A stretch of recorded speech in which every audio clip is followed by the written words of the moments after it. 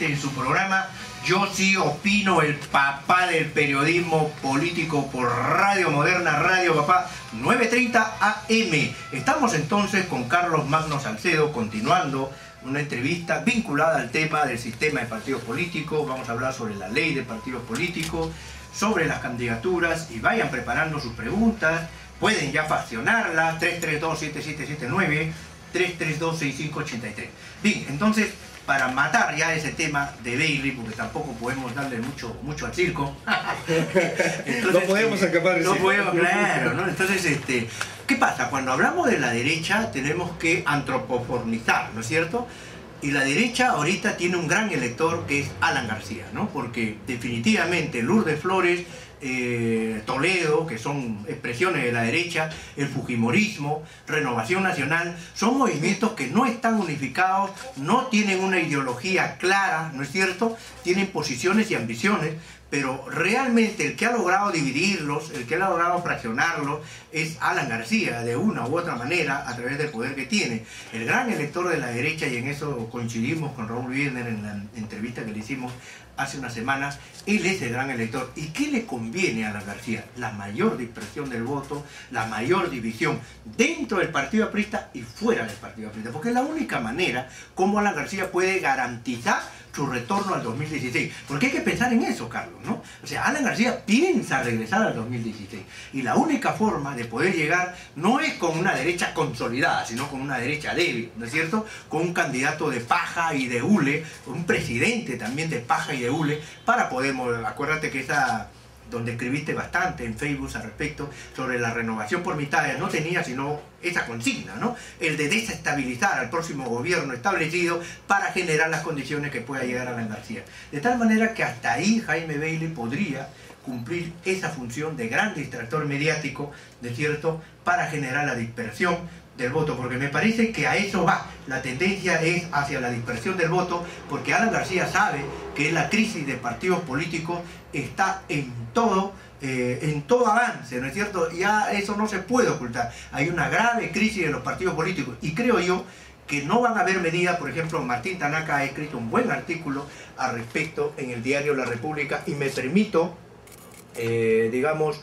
disentir de Martín Tanaka, ¿no? No comparto su punto de vista, porque él da ciertas recetas para, digamos, inyectar sangre a los partidos políticos, ideas para que estos partidos políticos puedan renacer. Yo creo que ya se acabó el ciclo de los partidos políticos, nos vamos a una nueva etapa de hacer política, y la recomendación hacia la izquierda me parece que cae en saco roto, mi estimado Carlos, porque la izquierda todavía ya no tiene la idea, ya perdió fuerza la izquierda en ir en partidos políticos, y los que están en partidos políticos están desorientados. Entonces, esta es, me parece, el tema, la dispersión de votos, apuntalado con una grave crisis de los partidos políticos, ¿no es cierto?, y con una falta de programa y de orientación y de liderazgo. ¿Compartes ese criterio? Sí, ciertamente a los personajes políticos excesivamente mediáticos que tienen una relación directa con el pueblo, tienen esa llegada, no les interesan las instituciones, no les interesan los partidos, porque los partidos pues implican niveles de control, niveles de institucionalidad. Ciertamente compartimos el análisis de la crisis. Ahora, frente a la crisis de los partidos, sabemos que la alternativa no son los outsiders, no son los movimientos, porque a lo que nos lleva eso es incluso a arriesgar aún más la estabilidad de la democracia, como lo ha demostrado nuestro país en la década del 90. Sino la alternativa es la aparición de nuevos partidos. Es decir, el concepto de partido político, la institución de partido como institución mediadora entre la sociedad civil y el Estado, tiene que seguir existiendo. Ahora bien, para lograr eso ciertamente hay, a mi juicio, ajustes que hay que hacer a nivel de la Constitución, a nivel de la legislación. pero que por sí mismos esos ajustes no van a ser suficientes para lograr esa renovación de la política. Y esa renovación de la política, esa refundación de la política, más que resultado de las reformas de las leyes, va a obedecer a la acción política de las nuevas generaciones de políticos. Y en realidad ese es el mensaje que yo quería dar, ¿no? Y yo creo que puedo empezar con eso, que es lo más importante, ¿no? O sea, yo sostengo, es necesaria una reforma constitucional. Yo tengo un modelo que estoy desarrollando, que ya lo he planteado inclusive respecto a qué hacer con el Parlamento. Es necesario hacer ajustes a nivel de la ley de partidos políticos, porque tú sabes que hubo una última reforma en noviembre o diciembre. Sin embargo, a esa reforma se le quitó lo fundamental de la reforma, que era el nivel de control que iban a tener los organismos electorales respecto a la democracia interna de los partidos. Eso que era lo fundamental, a última hora, faltando poco para la votación, lo quitaron. Y pusieron otra serie de cosas interesantes, que los movimientos, pero lo que era la cereza de la torta, la quitaron. Sin embargo, la reforma más importante es algo que se puede denominar la refundación de la política. ¿Qué es la refundación de la política? Es la construcción de una verdadera élite política. Y recordemos, Jaime, el gran problema de nuestro país, el gran problema del dirigencial, ya lo analizó Basadre en su momento. Él decía, en nuestro país no hay élites, hay pseudo élites. Cuando Basadre compara la historia chilena con la historia peruana, dice, oye, Chile, decía él, ¿no? Él dice, ¿no? Chile desde los pelucones, es decir, desde la élite, que era una élite conservadora, por supuesto, una élite de derecha, pero Chile tuvo élite. Esa élite chilena fue la que construyó una pequeña tripa en el Pacífico y la convirtió en el país que es ahora Chile. Fue la sociedad civil la que hizo el Estado. De esa sociedad civil, ¿sabes? Su élite, una élite gobernante que tuvo un país con mucha estabilidad. En la historia chilena, Pinochet es un accidente. Gracias. O sea, no es verdad de que Chile actual se deba a Pinochet. Contrariamente, en el caso peruano nunca hubo una élite política consolidada.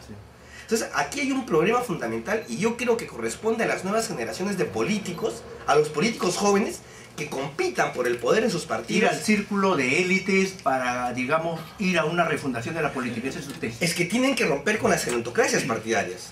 Casi no hay ningún partido político en nuestro país que esté exento de ese fenómeno de apropiación del partido por una oligarquía partidaria. Sea una familia, sea un caudillo, sea un grupo muy cerrado. Pero todos los partidos políticos, y esa es una tendencia además que se estudia en la ciencia política, los partidos tienden a oligarquizarse. ¿Qué es lo que hay que hacer contra eso? Sí, Robert Michael, claro. Tienen que haber tendencias contrarias. A nivel de la legislación, por ejemplo, las normas de democracia interna que se deberían cumplir, pero también a nivel de qué es lo que hacen las nuevas dirigencias, qué es lo que hacen los nuevos políticos. O se aupan al poder para trepar rápidamente en el partido, o deciden luchar dentro de sus organizaciones para democratizar. Yo apuesto por esta segunda alternativa.